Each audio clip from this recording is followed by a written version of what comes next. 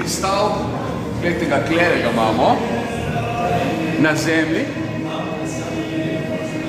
v boosterju, v Saratovu se je to zgodilo, da je skupaj, tako kot se tudi danes pristaja, Sojuz danes tako pristaja, ampak dejansko je pa Gagarin že prej skočil, preden je booster dol padel, se pravi, sama kapsula, ko je padla dol, je on že izskočil.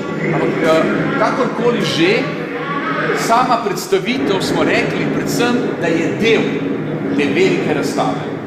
Prostor je tak, tukaj noter imamo cel polet, celo trajanje, začne polet ob 6 zjutraj in 7 minut, ki ga lahko pol kot vidite tam, ga vidite tam na manjših ekranih in tako, in se pravi, cel obhod na do teh točkah 6:32, potem na drugi strani zemlje, le tu pogledate pač tišine, 6:57, pride čez Afriko, Ameriko in tukaj se pravzaprav že začne spust.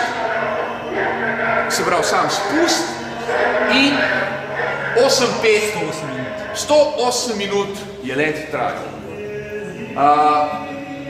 Tukaj seveda je ta cel polet, meni je prav fajn ta moment, ko je pristal na zemljo, ko je kapsula padla dol in potem seveda so tam kmet s svojim sinom, bil kmet s svojim sinom in mu je Gagarin rekel, ne bojte se me, sem Sovjet kot vi, priletel sem iz vesolja in potrebujem telefon, da bi poklical v Moskvo.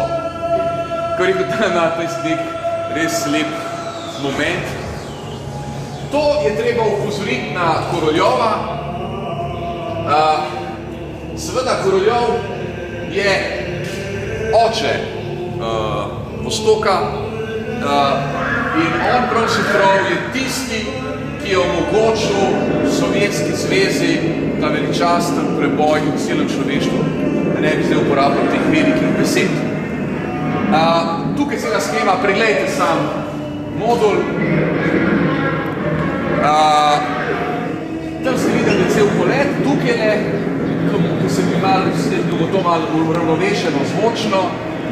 To je zvezdni Grodovc, iz kjer prihaja Jurij Ivanovič Malenčikov, je zvezdno mesto, Mestece, bi se rekli, 70 km pod Moskvo in je bil do lanskega leta vojaško središče. Zdaj ni več.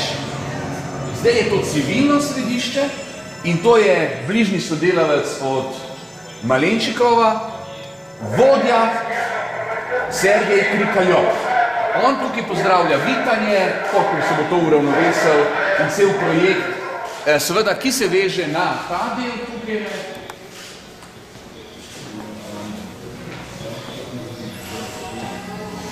Ta del seveda je pa posvečen vsem tem, kako ne posvečen, ne gre zdaj to je prava študija, bi se rekel, za veliko razstavo. Ampak v prvem delu, do tukaj, do Koroljova, je cel niz raziskovalcev, pionirjev vesoljske znanosti, temu rečemo. Vesoljska znanost pa proizvede poklic, ki ga v 19. stoletju ni bilo, poklic kozmonavta. Seveda tukaj so Goddard, Amerika, Združene države Amerike, Hermann Oberth, Evropa, Nemčija, Hermann Oberth, seveda, in pa Tsiolkovski, Konstantin Tsiolkovski, ki je pravzaprav, jaz bi tako rekel, Mika se to ne strinja najbolj z mano, jaz vedno rečem, da je Tsiolkovski ded kozmonautike, Goddard pa Oberth pa dedje kozmonautike, skupaj s Hermannom Potočnikom Nordugom. Da ne boste mislili, da je to naša konstrukcija, če bi danes stali v Smithsonian muzeju v Washingtonu, kjer je največji muzej na svetu, skozi katerega 9 milijonov ljudi na leto, bi videli teh 5, oziroma mogoče še kakšen več pionirjev, in Tsiolkovski, Oberth, Potočnik, oziroma Nordug. Tako da, seveda, zdaj pa tukaj pa prihaja do te povezave. Poglejte, to je Tiho naravo. V bistvu je Tiho naravo Mihajl, v bistvu Klavdijevič, Tihonaravov, bil prvi sodelavec moskovske raketne skupine. Ona dva sta bila najtesnejša sodelavca in on je bil tisti, ki je bil pravzaprav zadolžen za Potočnikovo knjigo 35 leta. No, to bi poudaril, samo to, ki imamo, lahko povem tam to priložnost. Tukaj so pa Vostoki, od Vostoka 1 do Vostoka 6. Evo, Vostok 1 je šel mimo, Jurij Gagarin. Evo, zdaj je drugi človek v vesolju.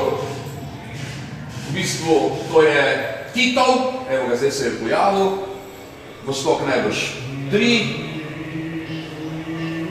Potem imamo Vostok 4 in Vostok 6. Vostok 6, Valentina Tereškova, prva ženska v vesolju. Valentina Tereškova je sodelavka, še vedno živi v Zvezdnem mestecu in je, kako bi rekel, briljantna ženska v odlični kondiciji.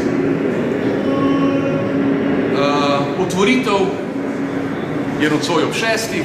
in naslednjih 14 dni bo razstava tukaj, potem se pa seli v Novo Gorico.